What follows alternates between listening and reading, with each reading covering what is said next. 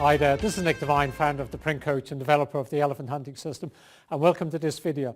If you remember in the previous video, we spoke about the domino effect, and what we discussed there is if you get your team relentlessly focused on tasks related to bigger projects and bigger outcomes they need to produce in the business, quite quickly over a consistent period of time, you can start to knock down larger and larger projects in your business. Well, we're going to stay on that theme this video. What we're going to talk about here is through your people, how do you get more done without less follow-up?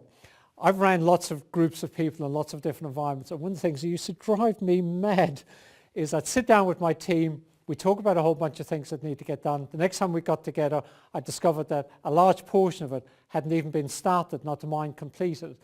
So then we'd re-talk about it, and we'd have these what I call circular conversations. We end up talking about the same things week after week, or we talk about it this month, drop it for 2 months, get excited about it again, come back to it again. 3 months later, we're still not making progress. And I'd be looking at things a year later and going, we've spoken about this 7, 8, 10 times, and it's still not happening.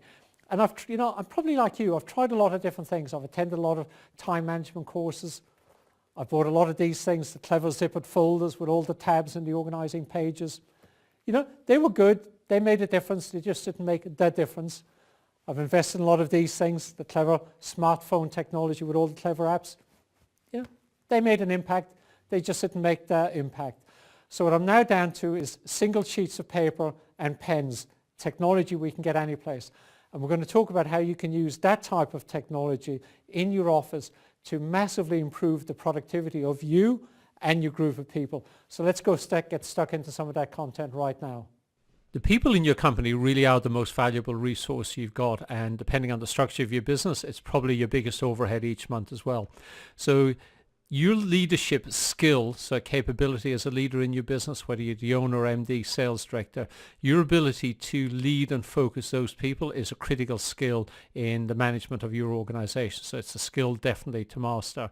And we spoke in the last video about the planning pyramid and the ability using the domino effect as the metaphor. How do you line up the projects on a weekly, daily, and quarterly and annual basis? So each week and each day that goes past, we're making measurable progress on the things that are most important. What I'm going to talk about here is what are the things you do to make sure when you get together as a group, you're maximizing that time together, so you're making major progress on important goals. And it's a very simple system. There's 3 things you need to think about when you get together as a group. And I'll show you what this looks like. You can do this with an A4 sheet of paper or a flip chart sheet of paper. It's really simple. And as you'll often hear me say, don't be deceived by the elegance of this. It's taken me a lot of work often to get complex ideas down to single A4 sheets of paper, which people tend to use more effectively than complex systems. So 2 things I want you to think about, the first 2 things you're looking on the slide there, before you go into a meeting, and then when you walk out of the meeting, I want you to think about the third thing. So here's what it looks like. 2 questions to ask yourself when you're going into a meeting: staff meeting, project review meeting, it doesn't matter what it is, sales meeting. First one is, what's the outcome of the meeting? So when we walk out of this meeting, how do we know this has been a good use of time? Because you lock 4 or 6 people in a room for now, that's a really expensive meeting by the time you tally up the opportunity costs and the payroll costs of those people. So you want to make sure you're maximizing the output of that resource. So 2 questions: what's the outcome of the meeting? So what does good look like when we walk out? And the second question, which is a really interesting one, is what decisions do we need to make in this meeting, if any? Often in kind of management meetings or supervisor meetings, you need to make decisions on certain things. But often people aren't clear. We need to make decisions, so we end up talking about things and talking around things, but not specifically making decisions. So you may need to make a decision about a project. You may need to make a decision about a particular person in a team, an acquisition you're making, a kind of a purchase. Be clear about what those are. So every meeting you go in to ask those 2 questions. Then when you walk out of a meeting and when you start the subsequent meeting, I want you to think about the top 3 outcomes and get them on a flip chart. So here's what I mean by this. So when you do this, you'll get a lot more done. You'll get it done a lot faster. So let's say we're now walking into your first management meeting, having gone through this video. At the end of the meeting, what you're going to do is you're going to walk around, and let's say there's you and 2 other people in the meeting, and the other 2 people are John and Mary. And you say, okay, we've discussed a number of things at the meeting. John, the 3 commitments you've got are, and you write them up in a flip chart. And a flip chart is the best place to do this, by the way.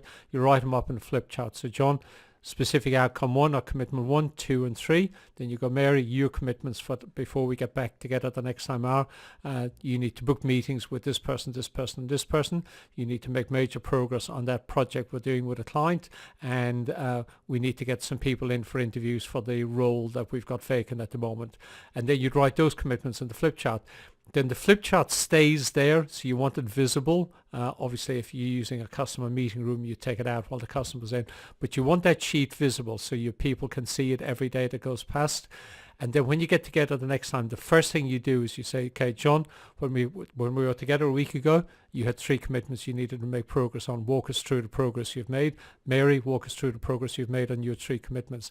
And you just cycle the same process. So as soon as you've got the updates, you take that sheet off the flip chart, bin it, and then at the end of your meeting, you go through the exact same process again. Say, John, 3 new commitments before we get back together. Mary, your 3 new commitments before we get back together again. So the process is very, very, very simple. But what it starts to do is it starts to train people. You've got to be accountable for following through on action points or outcomes or commitments you make in your staff meetings. Very simple, very, very, very effective. And when you use this in conjunction with the planning pyramid, it's a very elegant pair of tools. Now, what I recommend you did in terms of implementing this is just make a commitment for the next 4 weeks just to test the process. You've learned everything you need to know. There's nothing new to learn. So all you need is a sheet of paper and a pen or a flip chart and a pen. So just commit for 4 weeks. I'm going to try this and just see what happens.